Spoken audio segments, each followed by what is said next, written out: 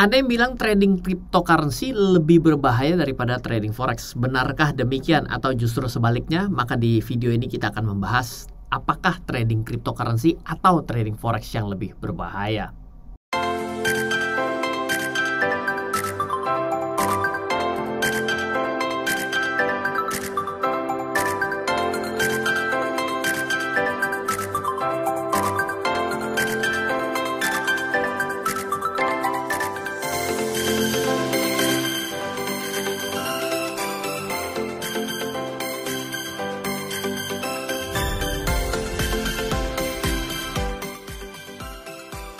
Oke, welcome back di RF Channel on YouTube. Senang sekali saya di hari Senin ini kita akan kembali berbicara mengenai perbedaan dari trading cryptocurrency dan trading forex sesuai dengan judul pada hari ini.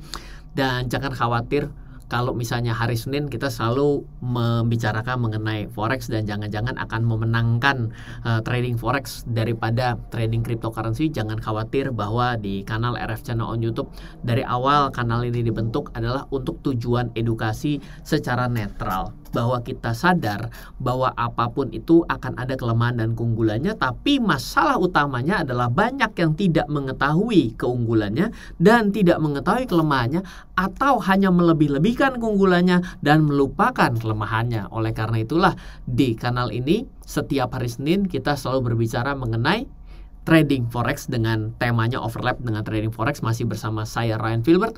Okta Invest sama Berjangka adalah salah satu pialang berjangka terdaftar dan diawasi Bapepti di Indonesia dan ingin mengedukasi dengan cara yang baik dan benar. Oleh karena itulah kenapa berpartner dengan tempat yang memang mau mengedukasi seperti di kanal ini. So, lebih bagus atau lebih menguntungkan atau lebih berbahaya manakah trading cryptocurrency atau trading di forex? Nah, sebelum kita akan lanjutkan selalu ada namanya disclaimer, di mana disclaimer ini adalah segala sesuatu yang kita tampilkan pada video ini dengan berbagai macam analisa dan penjelasan tidak serta-merta akan menghilangkan risiko dalam melakukan transaksi itu sendiri. Please, kita harus sadar akan setiap risiko dan potensi keuntungan.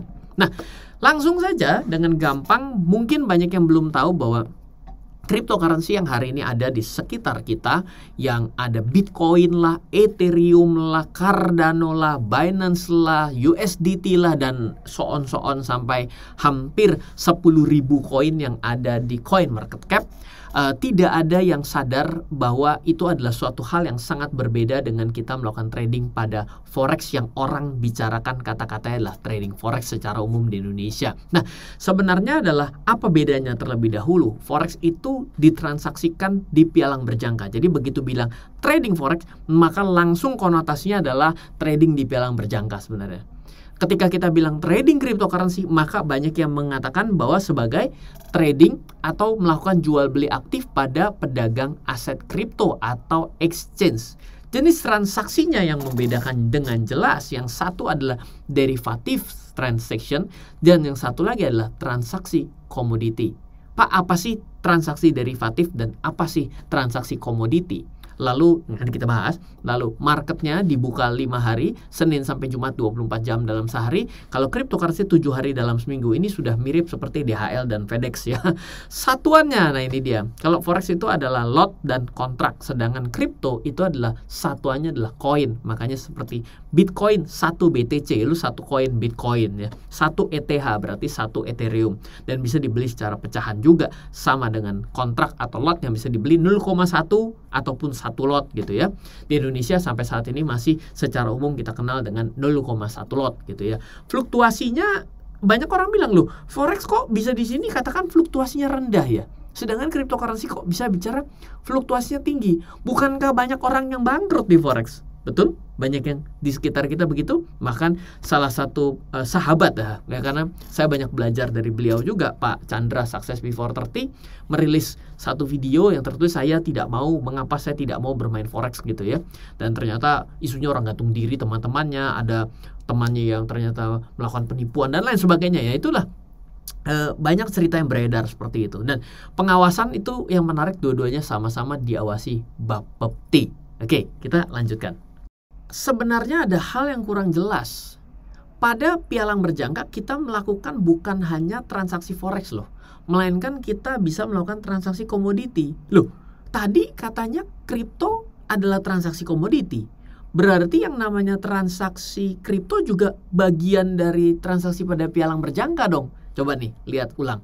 Tuh kan, jenis transaksi ya, komoditi tapi dalam kurung kripto. Dan di sini saya katakan bahwa ada hal yang kurang jelas, yaitu pada pialang berjangka kita bisa melakukan bukan hanya transaksi forex loh, melainkan komoditi seperti emas dan indeks. Loh, kriptonya bagaimana? Kriptonya ya tergantung apakah pialang berjangkanya memiliki transaksi derivatif pada kripto. Contoh kalau di okta.id tidak ada, adanya hanya 27 currency pairs, pasangan mata uang. Currency pairs pasti yang namanya mata uang pasti ada pasangannya. 2 metal yaitu adalah emas dan silver, XAU dan XAG, dan 5 indeks. Indeks itu adalah indeks saham gitu ya. Nah, yang perlu kita ketahui lebih jauh adalah yang harus jelas ini transaksi apa. Apakah transaksinya derivatif atau bukan? Pada pialang berjangka transaksinya pasti derivatif. Jadi kalau kita di Indonesia bilang yang namanya trading forex, itu orang berpikir adalah sebenarnya langsung konotasinya ke trading derivatif pada pialang berjangka. Sehingga dibandingkan dengan cryptocurrency akan menjadi perbandingan yang tidak setara. Transaksi forex yang bukan derivatif memangnya ada, Ryan? Ada. Namanya jual beli mata uang. Di money changer lah pergi. Jual beli emas di toko emas lah pergi. Jual beli saham di bursa saham lah pergi. Loh, ada dong yang namanya transaksi saham itu misalnya adalah transaksi indeks. Nggak ada. Kalau transaksi indeks pasti derivatif. Kalau transaksi ETF itu adanya di bursanya, di bursa exchange, jadi di bursa efek Indonesia. Tapi tetap saja itu sebenarnya produk turunannya yang ada dibuat oleh manajer investasi. Wah, ini cari-cari ya video-video yang kita bahas mengenai itu gitu ya. Maka cryptocurrency sebenarnya adalah jual beli kripto di crypto exchange. Kalau di Indonesia namanya adalah pedagang aset kripto. Jadilah sesuatu yang tidak setara. Jadi kalau mau membandingkan transaksi sebenarnya dalam transaksi mata uang, yaitu adalah pergilah ke money changer dengan transaksi kripto yang dibeli di exchange. Ini jadi setara. Karena sama-sama satu crypto exchange, yang satu adalah money changer. Ya, ini sama setara seperti itu. Nah, trading forex bisa bangkrut dong. Berarti lebih berbahaya. Trading kripto tidak. Ya, oke. Bangkrut dalam trading forex dikenal dengan margin call. Ketika penurunan atau kenaikan, yang mana kalau lagi beli turun berarti transaksi melawan transaksi saya. Kalau saya jual naik, itulah yang potensi bangkrut. Kenapa? Karena harus ada nilai uang yang bisa menahan penurunan dan kenaikan tersebut. Tapi kalau bilang bahwa trading kripto tidak bisa bangkrut, coba cek dulu kondisi di layar sebelah kanan yang heboh di tahun 2022, yaitu terkait dengan salah satu koin bernama adalah Terra Classic. Dulu namanya dulu namanya Luna saja. Kalau sekarang jadi Luna Classic gitu ya. Iya, dari $100, $116 menjadi 0,0008 0,0001 ya, 0,001 gitu. Apakah ini nggak disebut sebagai technically bangkrut juga gitu ya? Ya punya barang ya, barang gede sekali tinggal satu remahannya doang. Apakah Anda nggak anggap ini sebagai bangkrut? Menurut saya harusnya dianggap sebagai bangkrut juga. Karena apa? Karena udah nggak ada sepersekian persennya. Itu rugi ribuan persen justru malahan ya. Jadi boleh dibilang kalau bilangnya trading forex adalah tidak bisa bangkrut dan trading kripto tidak bisa bangkrut, ada nilainya 0,00 dari $100 kayaknya juga disebut bangkrut kali menurut saya ya. Jadi menurut saya sampai bagian ini sama-sama bangkrut lah ya. Pada beberapa pialang berjangka di dunia pun sebenarnya sudah ada yang menyediakan transaksi derivatif untuk kripto pada bursa berjangka. Tapi akan sangat berbahaya mengingat volatility naik dan turun kripto yang begitu tajam. Udah tajam diderivatifkan, maka itu akan tambah parah lagi tajamnya. Bagi pemula lebih baik tidak melakukan transaksi derivatif kripto.